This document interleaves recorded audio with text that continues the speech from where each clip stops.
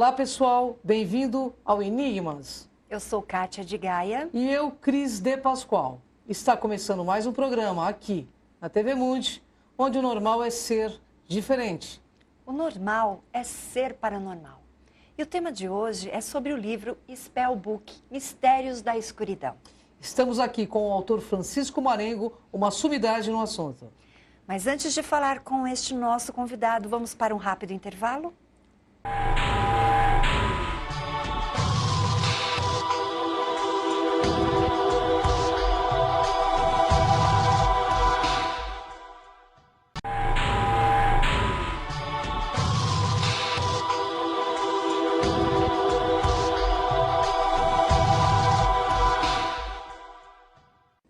Estamos de volta com Enigmas. E para você que tem alguma sugestão e quer nos deixar algum recado, envie um e-mail para enigmas@tvmundi.com.br. Bem-vindo, Francisco, honra enorme Obrigado. estar com você. Hoje vamos falar um pouco de Spellbook, Mistérios da Escuridão. Para começar esse assunto, eu queria te perguntar o seguinte: dos casos que você presenciou, qual a sua opinião foi o mais chocante que lhe deu certezas de continuar nesse caminho espiritual? Olha, Cris, esse livro, ele foi, tudo que foi relatado nesse livro está assim muito vivo assim na minha memória. Então foi um livro escrito assim muito rapidamente, né? Foram situações que eu vivi dos meus 19 aos 27 anos de idade, né? E o mais chocante foi exatamente o primeiro caso, onde a gente se defrontou com um grupo, era um grupo de pessoas satanistas e que dominaram inclusive uma família. E o mais chocante é a gente ver que tinha coisas mais sérias envolvidas aí nesse grupo, que a gente faz o relato nesse livro, mas como são coisas assim que a gente não pode comprovar na prática, Claro. Então eu acho que assim a pessoa ela vai ler e vai chegar à sua conclusão.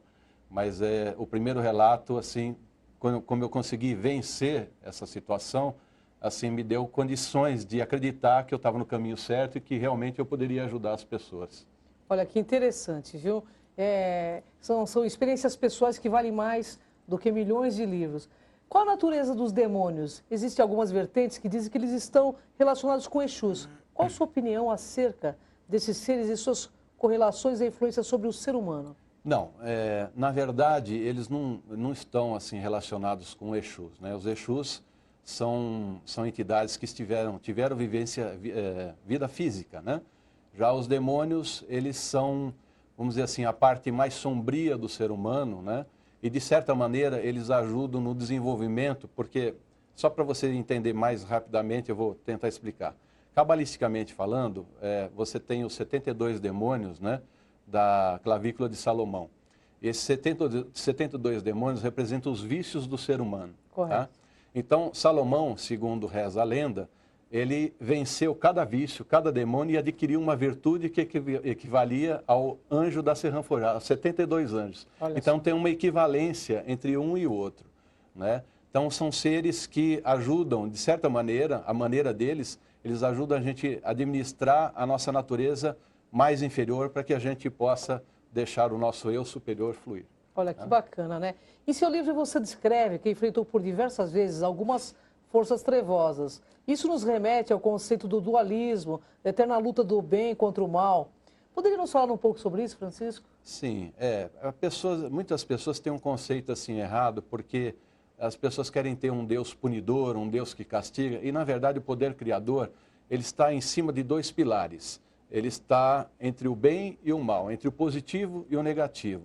Então, o que é bom para umas pessoas é, de repente, ruim para as outras. Culturalmente, no nosso planeta, você verifica que para o Ocidente algumas coisas são de uma forma, para o Oriente as pessoas têm uma outra visão e que de repente não é bom para a gente. Então, são conceitos muito relativos. Eles não existem assim, eles são, em essência, são a mesma coisa, né? Não tem... Você poderia discorrer de forma sucinta a relação de Deus ou do Criador com Lúcifer?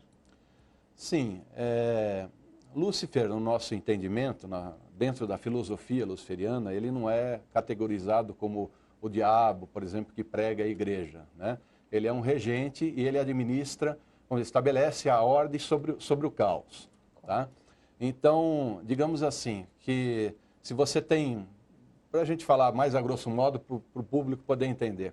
Se você tem um lixão, você vai ter que ter alguém que administra e você vai ter que ter os auxiliares para limpar aquela sujeira. Agora você imagina o planeta Terra com essa quantidade de pensamentos negativos que o ser humano lança no nosso orbe terrestre, isso fica plasmado, né? Um efeito residual sobre o planeta, e tem que ter alguma entidade responsável que cause um filtro para essa limpeza. E no caso, esse nosso regente, é a função dele, limpar, né, as mazelas humanas e purificar os nossos pensamentos. Ele funciona como um filtro, a grosso modo, para se poder entender. Olha que interessante. Poderia explicar um pouco sobre karma, livre-arbítrio? Pois não, o karma, muita gente tem um conceito assim de olho por olho, dente por dente, e não é bem assim, tá? O karma, ele quando você realiza um ato, é um balanço do pêndulo. É aquilo que você fez, é uma lei de ação e reação. Aquilo que você fez, aquilo retorna para você. Então, digamos assim, a quantidade de energia benéfica que você desprendeu para realizar um determinado ato que seja benéfico para o ser humano, você vai ter aquilo de volta também, entendeu? Não é exatamente da mesma maneira, né? Se você comer por exemplo, um frango assado, que um frango assado um dia vai te digerir. Não é bem assim que funcionam as coisas. Mas é uma energia que você impregna. Da mesma maneira, se você tem um ato assim negativo, então você impregna sua aura negativamente e fatalmente você vai atrair aquilo que você criou para você mesmo. É uma criação sua, né? Uma energia que envolve você. Por isso que dizem que nós somos os nossos próprios juízes. Exatamente, exatamente. Nós somos os nossos próprios algozes. Olha só. Como a magia e o ocultismo poderiam ajudar o ser humano? O que você recomenda sobre o estudo da magia para qualquer pessoa? Há perigos nessas práticas ou não? Olha, eu costumo dizer assim, o perigo é a mesma coisa que você atravessar uma rua movimentada sem olhar para os dois lados, né? Então lógico, tem algum perigo, mas se uma prática bem sistematizada vai levar o ser humano ao conhecimento do seu eu interior, das suas potencialidades e principalmente dos mananciais inesgotáveis que tem a natureza ao nosso dispor. Então, se existe aquilo, é porque é uma criação do poder criador, é uma criação divina. Então, a gente pode fazer uso. Então, magia, na verdade, é isso. Ao mesmo tempo que a gente conhece a natureza, a gente conhece a nós mesmos. Conhece a ti mesmo. Olha, que maravilhoso. Spielbook, fala um pouquinho do seu livro, Francisco. Francisco é uma sumidade, gente, no assunto. Então, assim, nós estamos muito honrados aqui, o programa Enigmas, muito honrado com a presença dele e da esposa, né? Francisco, qual é a mensagem principal deste livro para o nosso internauta, para o nosso pessoal? Olha, muitas vezes as pessoas sofrem sem ter um entendimento de causa e efeito e por que estão sofrendo. Eu acho o seguinte, que se você tem alguma doença física, você procura um médico. Mas existem hoje aí terapeutas holísticos, né, que estão bastante em evidência e tudo mais. E quando a pessoa tem algum tipo de problema, que ela percebe que a vida dela não caminha, algo está acontecendo, doenças inexplicáveis, é porque ela pode estar sendo vítima de algum problema de fundo espiritual. Então, a minha ideia de escrever esse livro foi um alerta para mostrar que existe algo mais, o que está além dos sentidos físicos, para a pessoa entender que isso pode ser prejudicial para a vida dela e que existem meios, na verdade, dela mudar aquela situação. Que interessante. Francisco, uma mensagem sua, pessoal, particular, para o nosso internauta. Olha, o que eu gostaria de dizer a todos é que, ao escrever esse livro, foi uma coisa assim que eu pensei desde que eu era criança, porque eu sofri muito com ataques espirituais, e um dia eu pensei assim, eu falei, um dia eu vou ensinar as pessoas a entenderem esses mistérios. Então esse livro é o caminho para isso. Eu acho que foi uma coisa que eu fiz com muito carinho, para que as pessoas elas pudessem entender um pouco mais sobre a vida, sobre os mistérios da vida, porque o mundo é muito maior do que aquilo que a gente pode conceber. Com certeza. E também, assim, aquilo que a gente não domina na nossa vida vai dominar a nossa vida, né, Francisco? Exatamente. Bom, gente, vamos para um rápido intervalo e voltamos já já com a Kátia de Gaia.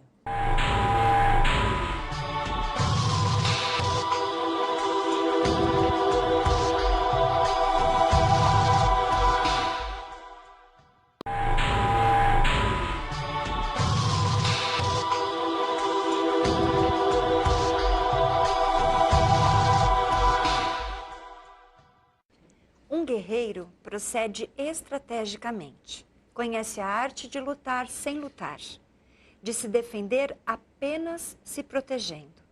Mas, se resolver atacar, seu toque será tão pesado como uma montanha.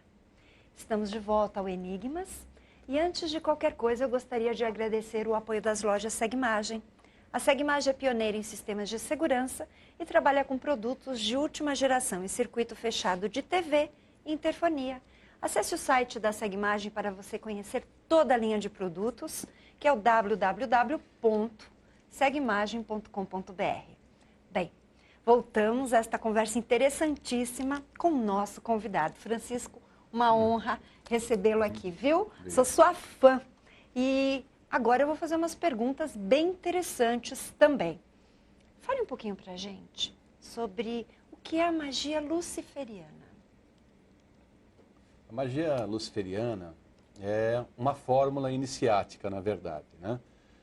Não tem, eu gostaria de salientar que não tem nada a ver com conceitos do diabo, demoníaco, nada disso. É uma fórmula de emancipação espiritual. E ela remonta desde a antiguidade no culto de Diana Lucífero, né? Que era uma entidade da bruxaria italiana, a estregaria, né? E essa entidade, ela tinha 3 faces, né? Que era um culto voltado a um culto da felicidade, o culto da vida e da morte, né? E o culto da sabedoria e do conhecimento, né? E juntamente com isso, a magia luciferiana, ela traz assim uma aceleração no seu aprendizado iniciático. É uma fórmula que dinamiza o aprendizado, os poderes latentes do ser humano, na verdade, o conhecimento das forças da natureza, né? Então, é uma fórmula só de iniciática, na verdade, né? Como você vê hoje o caminho do mago, do feiticeiro nesses tempos modernos? Olha, o caminho do mago, do feiticeiro, eu diria que é o caminho das pessoas comuns. A única coisa é que você tem que ter uma rigidez disciplinar, porque você, de repente, se vê envolvido com determinados ritos que você tem que fazer, né? E toda a tradição, ela exige isso. Por exemplo, na bruxaria, no paganismo, você tem os solstícios, equinócios, então existem os ritos que você tem que fazer e nós também não somos diferentes, né? Então a gente tem, nós temos que seguir essa tradição. Até porque isso, com o tipo de energia que a gente trabalha, né, causa também uma blindagem, uma proteção espiritual, enfim, é isso aí, né? Certo. Fale um pouquinho sobre a tradição da serpente, que você menciona no seu livro. Olha, Kátia, tem 2 tradições, né, mágicas conhecidas. Uma é a tradição da pomba, também chamada de via cardíaca, né, e a outra é a tradição da serpente. A tradição da serpente é a piorzinha, é a linha dura do aprendizado místico, né? Eu falo brincando que se você estiver caminhando na beira de uma montanha, teu mestre é o primeiro a te dar um empurrão, né? Se você estiver cambaleando, ele te dá um empurrão, mas ele é o primeiro a estender a mão para você sair do abismo. Então, é uma maneira de dinamizar. A tradição da serpente, ela dinamiza o aprendizado, é uma tradição, é a linha dura do aprendizado. A tradição da pomba já é uma linha mais suave, mais filosófica. Em síntese, é isso daí. Bem, você está falando de magia, de ritualística. Isso significa que existe iniciações. Qualquer pessoa pode fazer uma iniciação? Toda pessoa, ela pode fazer uma iniciação, tá? Desde que ela se sujeite a determinados preceitos místicos, né, daquela tradição que ela resolve seguir. Então, não há problema. Eu acho que o caminho da magia é o caminho de todas as pessoas, né, que tenham vontade de querer aprender e conhecer mais sobre os mananciais cósmicos da natureza à nossa disposição. É fato. Bem, todos os casos que você menciona aqui no livro, tem casos de possessão, de dominação, de obsessão. Todos eles podem obter resultados positivos e podem ser trabalhados? Sim, todos os casos eles podem ser trabalhados. Não, assim, é muito raro, assim, pelo menos existem casos de obsessão, às vezes que duram muitos anos, então são casos mais complicados, né, de serem trabalhados, mas, digamos assim, nós temos algumas fórmulas iniciáticas e banimentos que a gente faz e situações que ajudam a pessoa a se reequilibrar os seus chakras mais rapidamente e afastar aquela entidade que a está obsediando, que cria, às vezes, até uma verdadeira simbiose com ela, né, e traga a energia vital da pessoa. Então a pessoa fica apática, fica doente, né? Então existe todo um trabalho, é um contexto bem assim amplo, né? Esse trabalho que a gente realiza quando surge um caso desse tipo. É bem interessante que você detecta os gênios, os exus, os elementais, enfim, existem outros seres. Quais são esses seres que você lida dentro desta magia ou no seu trabalho? Olha, normalmente, quando as pessoas elas são assim atacadas espiritualmente, a gente detecta diversas classes, são simples obsessões, são larvas astrais, cascões astrais, né? E então isso a gente requer, é claro, um pouco da nossa vidência para a gente poder entender o que está acontecendo, porque na verdade o mago dentro do seu templo ele tem o domínio completo, né, do plano mental, do plano astral e do plano físico. Então quando a pessoa ela entra no nosso templo, a gente consegue enxergar e um pouquinho além dos olhos físicos, né? E captar o tipo de energia que está circulando ali em volta da pessoa e no ambiente. Então a gente pode, de repente, fazer um tipo de um tratamento mais adequado quando é o caso, né? Acho muito interessante, inclusive, quando você fala e aborda sobre esses cascões, porque realmente eles conseguem dinamizar uma força muito negativa no astral, que confunde mesmo, né? O mago tem que ser preparado. Tem. Na verdade,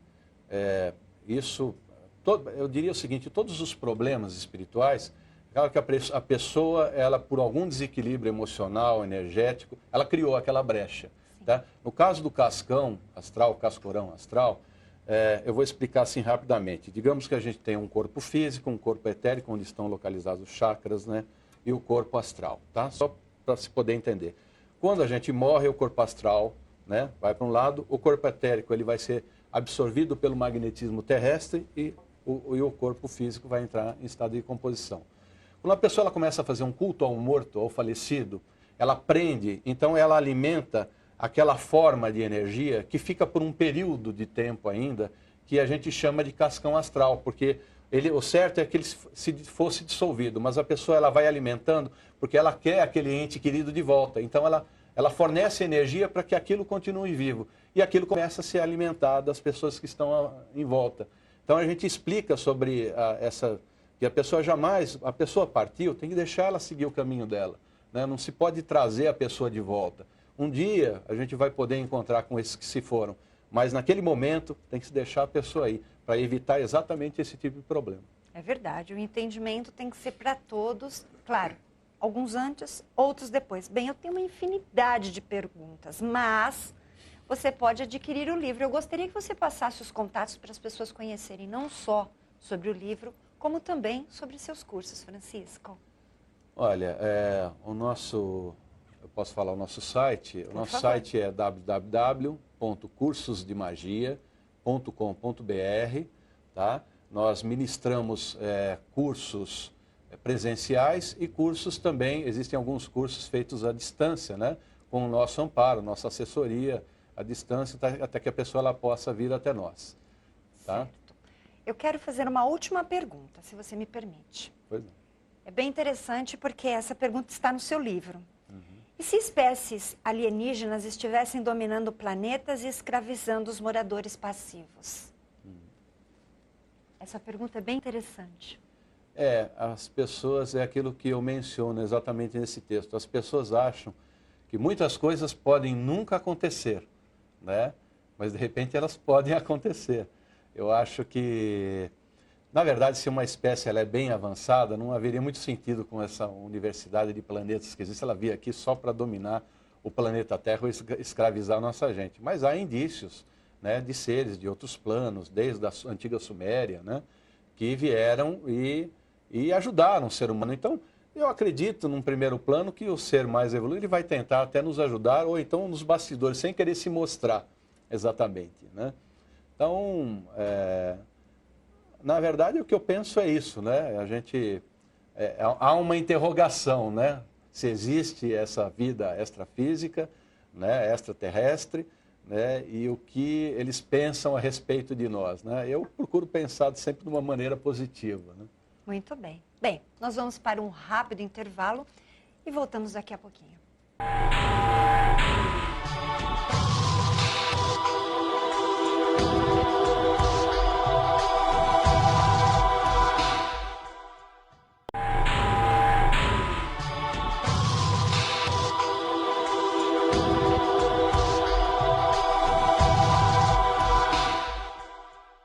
Estamos de volta ao programa Enigmas, mas infelizmente o nosso tempo terminou.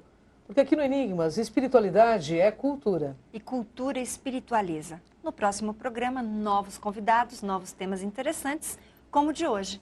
Muito obrigada, Francisco. Gratidão, Francisco, Obrigado. uma honra enorme Obrigado. estar contigo aqui. Você gostaria de falar alguma coisa para o nosso público?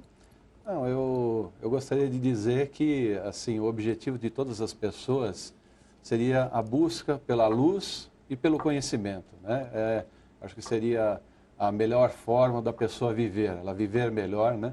Tendo um caminho, buscando um caminho, né? Dentro da espiritualidade.